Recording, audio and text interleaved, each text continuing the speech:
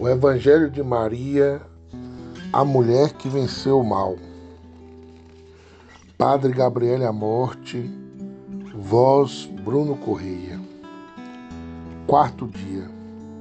Um matrimônio desejado por Deus. Agora tentaremos refletir sobre a terceira condição desejada por Deus para preparar Maria para a encarnação do Verbo. Era preciso que a mãe escolhida, além de imaculada e sempre virgem, fosse esposa. As razões são muitas e algumas muito evidentes. Era necessário uma proteção, uma ajuda, um educador. Era necessário que o Filho de Deus, dando-nos o exemplo de uma vida comum e transcorrida no anonimato, vivesse em uma família. Exemplar, ainda que diferente, conforme o objetivo de Deus. No entanto, havia também o desígnio de dar cumprimento às profecias messiânicas, segundo as quais o Messias prometido devia ser filho de Davi. Naqueles tempos, as moças se casavam cedo, com 12 a 14 anos, e os rapazes com 17 a 18 anos. Quando lemos que a filha de Jairo, ressuscitada por Jesus, tinha 12 anos, esse detalhe nos diz simplesmente que era uma menina. Por outro lado, é um dado importante. Estava na flor da idade, quando o pai se preocupava em encontrar um esposo para ela. Levando-se em conta esses costumes e pouca idade, eram os pais que arranjavam tudo. No momento adequado, eles procuravam uma pessoa apropriada a quem entregar a filha como esposa. As negociações começavam e estabeleciam-se o mohar, ou seja, o pagamento em dinheiro, ou bens que o aspirante a esposo deveria pagar aos pais da esposa. Vejam que não se tratava, como em outros povos, do preço da esposa. Era um pequeno patrimônio de garantia que os pais guardavam, mas que pertencia à esposa, que podia ter a posse dele em caso de viuvez ou divórcio. Celebrava-se então o matrimônio, que se desenvolvia em duas etapas. Primeiro, na casa da esposa, na presença dos parentes mais próximos, era feita a declaração do matrimônio. Chamá-la noivado gera mais confusões, que envolvia todos os efeitos jurídicos. A bênção dos padres conferia um caráter sagrado à simples cerimônia. Um ano mais tarde, enquanto os esposos permaneciam na casa dos pais e o marido preparava a casa para a nova família, eram concluídas as núpcias solenes, ou seja, a introdução da esposa na casa do esposo, com a grande presença de parentes e amigos, uma festa que normalmente durava 7 dias. No caso de Maria e José, as coisas se desenvolveram como os costumes.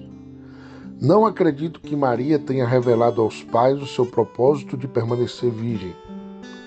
Entre os hebreus, quando se tratava de votos particulares, uma mulher deveria pedir a permissão de seus genitores ou do marido.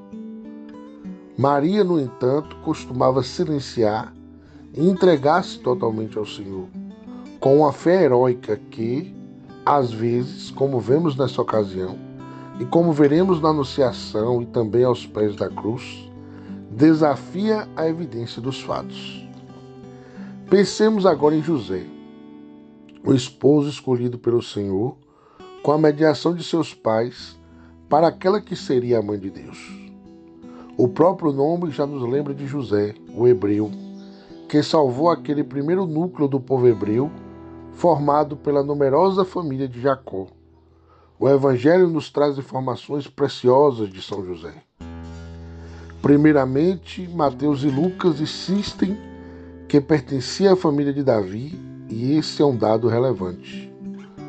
O episódio mais importante da vida do rei Davi se dá justamente quando o Senhor lhe promete uma casa que vai durar para sempre. A profecia foi logo compreendida em seu sentido messiânico. Entre outras coisas, porque a importância política da família de Davi nos tempos de Jesus desaparecera havia 500 anos com Zorobabel. Para nos darem a genealogia de Jesus, Lucas e Mateus nos dão a genealogia de José. Fica claro que a união entre Maria e José é o vínculo que cumpre a profecia que afirma que o Messias era um descendente de Davi. O verdadeiro modo de indicar José é pai putativo, pai nutrício ou outras expressões mais comuns. O melhor é chamá-lo pai davídico de Jesus. O Evangelho nos oferece uma segunda informação sobre José: o seu ofício de ferreiro e carpinteiro. Assim nos familiarizarmos com a condição econômica da Sagrada Família e também do próprio Jesus com Maria, depois da morte de José. Um artesão fazia parte da classe média, pobre, mas não miserável. Vivia de seu trabalho cotidiano, que podia completar-se com produtos da horta, árvores frutíferas e algum animal doméstico. Mateus nos dá ainda uma terceira informação, qualificando José como um homem justo. O significado bíblico deste termo é muito rico. Indica grande retidão, observância plena da lei de Deus, abertura e disponibilidade total para a vontade divina. Não há dúvidas de que os pais dos dois esposos buscariam uma pessoa adequada para os seus filhos e que o Espírito Santo os guiasse em sua decisão. A condição social de José, um artesão honrado e bom, nos faz compreender também as condições econômicas da família de Maria. Diferentemente dos relatos fantasiosos dos apócrifos, que falam de Maria como filha única e herdeira, fica claro que sua família também tinha uma condição modesta. Assim, a vida da Sagrada Família se distinguiria por esse caráter de pobreza decorosa, e não de miséria. O povoado em que vivem é humilde, assim como o ofício de José é, depois o de Jesus. A vida que vivem em Belém é pobre, assim como a oferenda que fazem ao templo na ocasião da apresentação de Jesus 40 dias após o seu nascimento. Maria e José pertenciam àqueles pobres de Javé, que glorificavam a Bíblia, pois se abandonam confiantes no Senhor. O Senhor os revela e os encontra sempre dispostos a executar seus grandes planos. A pobreza que o Evangelho caracteriza como bem-aventurada, até a propor como escolha voluntária, não é a simples exaltação da pobreza e da miséria, mas o reconhecimento da superioridade dos valores espirituais sobre aquilo que é transitório, coisas tão almejadas pelos homens. É também a fé em promessas divinas e a constante abertura à vontade de Deus, buscada em suas palavras e nas circunstâncias da vida.